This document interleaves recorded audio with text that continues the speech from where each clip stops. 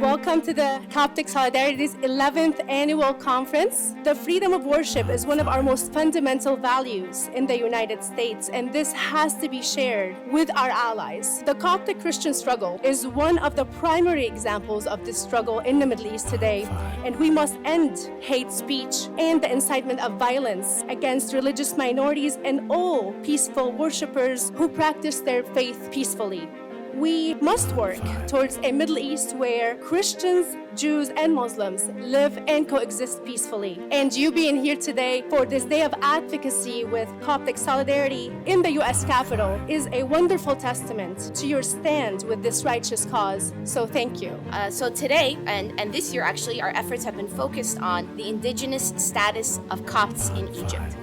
Copts are the indigenous people of Egypt, and they should be given additional protections under the law to ensure survival, equality, as well as success. Now, this past April, Coptic Solidarity published a new report titled The Coptic Identity, recognizing the Coptic indigenous people's status for protection from state-sponsored discrimination. This report, amazingly, was presented to the UN Special Rapporteur for the Rights of Indigenous Peoples and to 8 United Nations country missions in New York City. We put together some quick numbers which illustrate how the government innately discriminates. In January 2023, 100 newly appointed VPs of State Council, 1 Cop. In September 2022, 516 new deputy prosecutors, 5 Copts. August 2022, 31 new high positions in Cairo University appointed, 0 Christians. March 2022, 98 new female judges, 0 Christians. So today, we explore and debate real change, and we talk about and we try and explore how to actually change the lives of Christians in Egypt. Because Christians in Egypt shouldn't just have to survive, they should be allowed to thrive, not just survive. And at Cathartismos Global, we desire to equip church members in America to be advocates for their persecuted brothers and sisters around the world, including the Coptic Christians of Egypt. I'm honored to be at this very important conference addressing the indigenous Copts, past denied and future unknown. People in all the world who are Christians are being persecuted, still being persecuted. In 634, Diocletian, the Roman emperor, decreed that all Christians should be slaughtered, and hundreds of thousands of Christians were killed.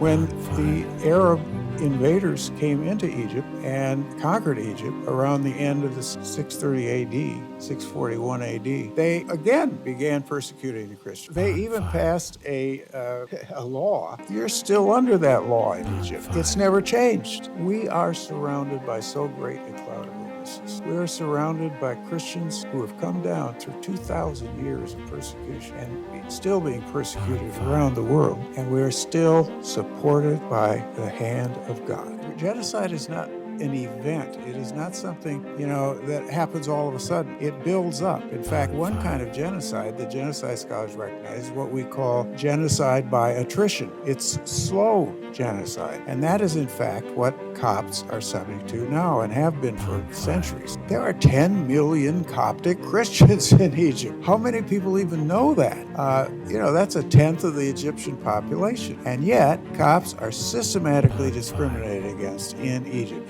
to this day. As I said in my talk, it began right from the beginning and is still going on today. In Egypt today, we have second-class citizenship. That is why you see so few Copts in most of the professions that run the country. You don't see any Coptic soccer players. What? That's crazy. Why is that? You don't see a lot of these places of honor in the society that Copts can attain to. There are no fair laws, and when the law is fair, it is not applied by unfair administration and so on. It's a vicious circle. So the way is to push for it and request stop the impunity of the officials who applied. Not only the deportation, by the way, the so-called conciliation sessions where a group attacks the other, and somehow they get reconciled, and you guess what? Who's paying the price? Who's losing the rights? Who's being put aside and obliged to accept the fact. My message to you as an individual is we should continue to push, and we should be the comforter. We should be pushing the Egyptian government. You should be meeting with the American ambassador to Egypt when he comes back to the United States. Whenever you know he's coming, they're coming back, you should meet with them. Whenever you go to Egypt, you should ask to meet with the American ambassador. You should go there and present what you're asking for, because many of you have relatives and know people there. You have to ask, and you have to ask. Next, you should be urging congressional delegations to go to Egypt and meet with our ambassador there, just so that the ambassador knows that the United States Congress, both Republicans and Democrats, care deeply about these issues. So when the American ambassador meets, but also you should go in and meet with President Sisi and meet with them and push and ask for these things. Lastly, after you go one time, 1 year, you should come back the following year, because many times when you're there, they'll promise you almost. I remember the first meeting that I moved with Mubarak. I thought, wow, he agrees with everything we said. He told me his very best friend was a Coptic Christian colonel, and therefore it's really getting better.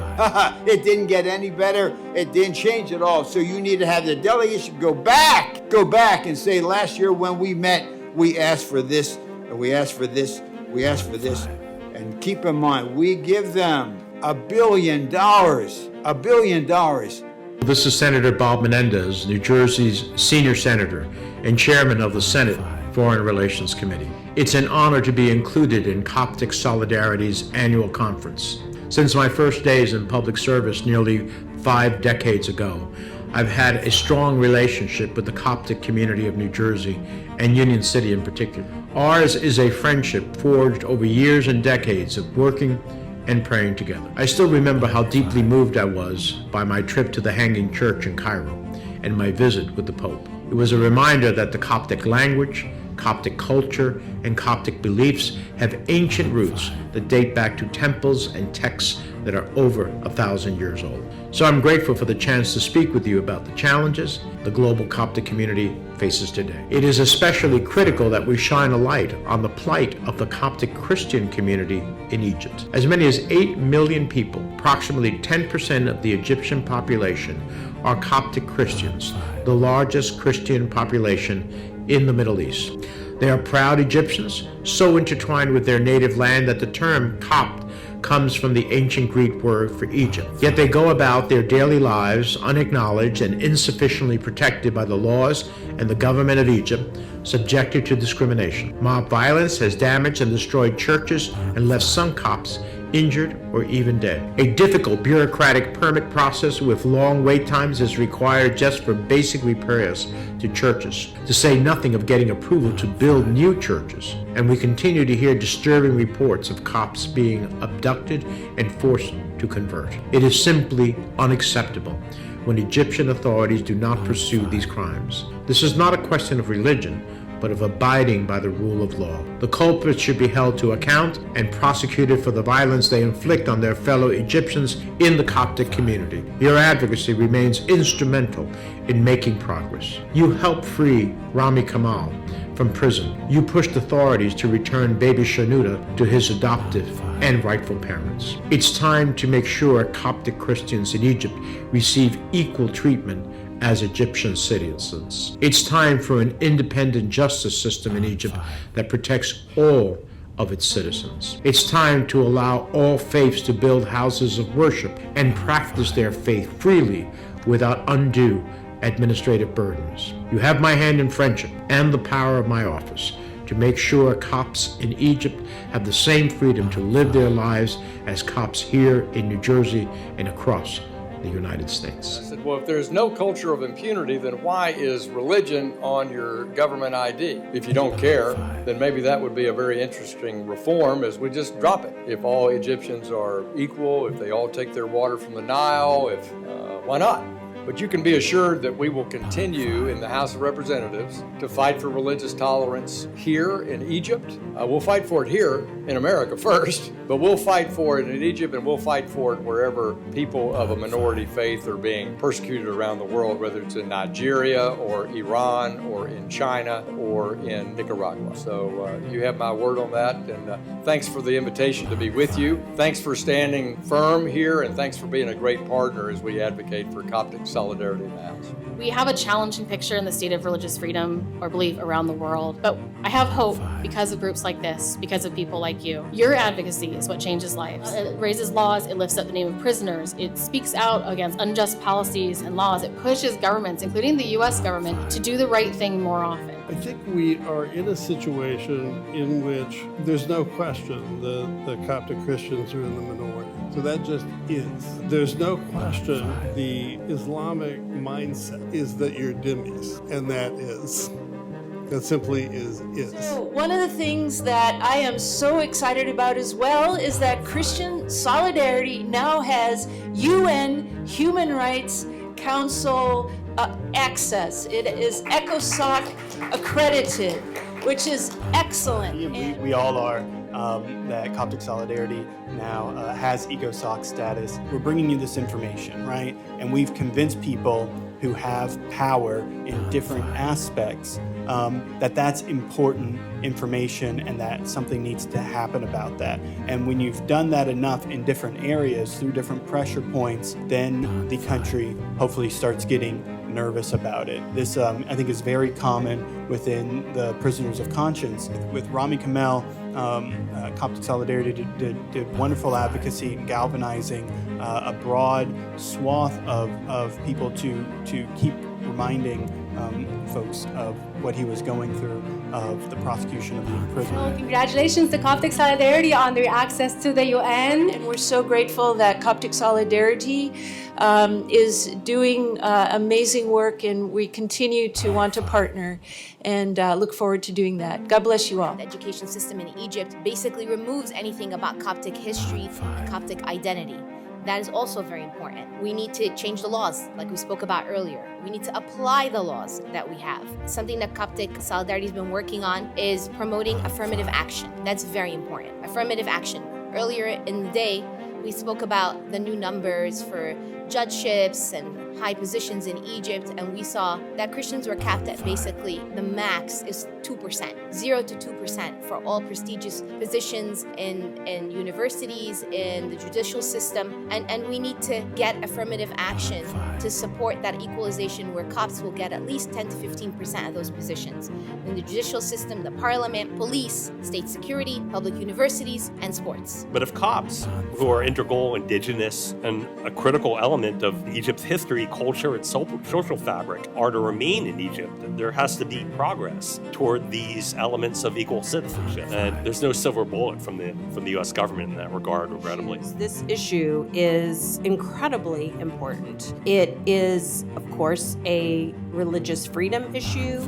It is an issue of justice. It is an issue of equal citizenship. And we all know that the Christian community, the indigenous Christian community in Egypt, is one of the most important in the world. And what happens to Egypt's Christians is, a bellwether for trends in the broader North Africa and Middle East region in terms of tolerance or intolerance. So it's very important for Egypt, but also for the broader region. President Assisi could make these changes in 3 to 5 minutes. This evening, if he had the political will to do so. This is really a question of political will. American constitutional provisions on religion are actually very, very limited, and it's not quite clear what they mean. The Egyptian Constitution actually has an awful lot more. There's a clear bar to discrimination on the basis of religion, and there's absolutely no real enforcement. Just a closing comment to thank Coptic Solidarity for inviting us to be here today and to talk about these issues. A distinctive of Coptic Solidarity is that we create advocacy and awareness. One of the things that Coptic Solidarity has been able to do is to look at discrimination in sports, discrimination and trafficking of Coptic women and girls. We've written a variety of reports, We looked at, the definition of trafficking so that we could start utilizing our language and our advocacy initiatives to fall within international norms. It's made a huge difference. This is our latest. It's a report that basically explains that the Copts are the indigenous people of Egypt. Together, Coptic and all of us, we represent an ocean. And on the ocean, there are waves. And with waves, we can send a wave of pressure to countries. We can send a wave of pressure politically. We can make a difference by hanging together. So with that, that's why I'm so excited to be here. I'm so excited to be connected with Coptic Solidarity. I'm grateful for the international community, especially organizations like Coptic Solidarity, that they're making this a priority for discourse. I think that's very important. And I'm also calling for attackers and the perpetrators to be held accountable for their actions. I'm calling for the international community to do something to help the villages and the communities that have been uprooted and displaced, and many of them have lost their source of livelihood. I think so often what's lost is the story of the individual. I would like to express our gratitude to Mr. Majdi Khalil for his invitation and support to our Association of Christians Without Home, so that we could bring our voices and eventually the voices of our beloved brothers and sisters, persecuted ones. And it is important to shed light on these difficult circumstances. The big question really is CC good for the Copts or not? And it depends on who you ask. I think if you ask your average Copt, they will say he is. And I think what we should be talking about is exploring why that is, why they say that. I think for starters, one of the things that CC's good at is talking. He's a good talker, and he says a lot of things that people want to hear. I personally was impressed. I think in 2014 he made a speech and he said, Islam, there's problems in it, we need to do something. And it sounds good, it sounds plausible. He does things like he goes to the churches and congratulates the Pope and so forth, and they seem to be best friends. So obviously, on the surface, it seems good and beneficial to the Copts, and a lot of Copts think so, but there's a different current also. So under Sisi, for example, more churches have burned than before Sisi, believe it or not. Burned, specifically, whereas churches were attacked during, of course, Morsi and Mubarak and Sadat. The phenomena of burning churches has become sort of exclusive, or mostly under Sisi. And I think one of the reasons is because the burnings appear to be an act of God or a natural act. It's not arson necessarily. We've seen so many churches recently burn. I think in 1 month, 11 caught fire. I think last summer. And it's rather suspicious to say that this is just faulty wires, the way they say it. It's also important to emphasize that so one theory is people are burning them, Ikhwan type Muslim Brotherhood or whatever, and the other official claim is that they're being burned because of poor wiring, overload on energy, there are fire hazards. But even if that latter reason is true, and there's reason to believe it, that still blames the Egyptian government, because that's tied up to all of the strictures that are part of the second-class citizenship of Copts. You can't build churches, you can't fix them, you can't renovate them. And because you can't do that, the current churches are basically fire hazards. The government has to be held responsible for that. Because if you just look at what's happening right now in a sort of micro prism, small view, you can say, okay, things have gone bad, but they could get, possibly be ameliorated. But if you look at it from the long view, we're just seeing a continuation of something that has not really changed. And I think that's unfortunate. One of the most symbolic ways to see it is the Copts sided with Sisi 10 years ago. And as a result, 83 churches were burned. And a lot of words have been spoken since then, a lot of them good. But in the end result, churches are still burning, specifically, more than ever, under Sisi. We just, as I mentioned, 11 in 1 month, but even very recently, an ancient monastery caught fire. And one of them, I even saw, there's a video of it, surveillance video, and you just see a candle suddenly light up. So it's very curious for so many churches to keep catching fire, but I think it's symbolic of the plight of the Copts under Sisi, but also in general under one Islamic dynasty after another. Whenever I hear a Muslim politician speak, there's two sets of speeches: Western audience and fellow Muslims. I mean, this is well known. We are privileged that we can understand this because we speak Arabic. Your average Westerner has no idea. But the best example is Sheikh Ahmed al-Tayyib. I've seen him say, he goes and hugs Pope Francis and they're best friends, and we're brothers, and then he starts talking about if you're an apostate, yeah, you should be killed, Ahl al-Dhimma and all that sort of thing. So all of them, I think it's become second nature to, have the two faces depending on who they're talking to. And the film is about our 21 Coptic martyrs who were martyred on February 15th in 2015 in Libya. Blue Bone is a dramatic film. It's a journey, really, more than a film, because it will go through the 45 days of captivity where our 20 martyrs were held hostage by ISIL, and the choices they were given. Will they surrender to ISIL's demands and return safely to their families by abandoning their faith, or will they choose martyrdom? Basically, the film will have many scenes in it.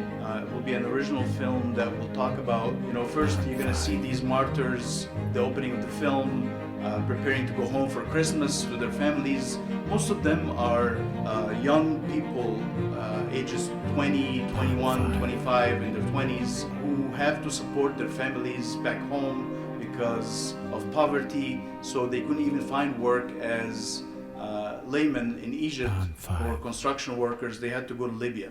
We really need to invest in media, and it's just not about, shouldn't be just about, a Coptic channel here, a Coptic channel here. We're just preaching to the choir. This will be an English language film. The reason why it's going to be an English language film is that it will have an international appeal. It will be a faith-based film that will raise awareness about us as Coptic people. It can be used as a tool in churches. It can be used after it's released. It's a low-risk investment. Just imagine what a major motion picture can do to us. Many times when we talk about what's happening in our countries, we get misinterpreted and we call hateful or bringing misinformation. But we speak the truth. Even though the word we use only to explain and to tell what's happened, our stories and the story of the people who are suffering. We're using the words to explain other people's action, and yet we being misunderstood, it's being judged and called hateful. I know how the fear that every Coptic or every Christian mother in these countries have in the morning sending your kids to school. You never know what this, especially your girls, if this girl's gonna come back home, say, is she gonna get kidnapped or raped? Because that's the fear these people live every single day, and that's what you guys do, and I'm very grateful for the work you do. And I know how challenging it is. Our calling is for justice and serving others. In a war and a conflict, Christian and women and girls are the ones who suffer. And they have no support.